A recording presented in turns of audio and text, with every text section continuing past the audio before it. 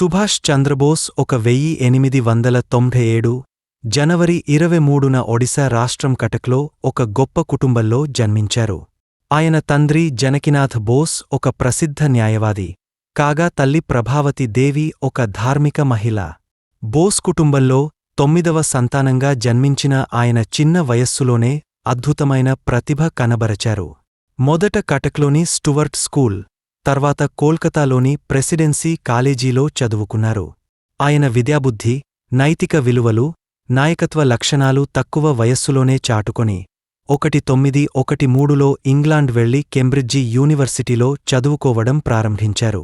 సుభాష్ చంద్రబోస్ 1919లో భారత పౌరసేవల పరీక్ష ICS ను ఉత్తీర్ణమై మంచి ర్యాంకులో నిలిచారు.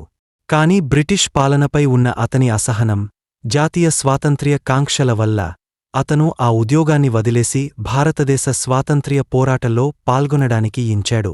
1921లో భారతదేశానికి తిరిగి వచ్చిన బోస్ భారత జాతీయ కాంగ్రెస్ INC లో చేరి స్వాతంత్ర్య పోరాటంలో తగిన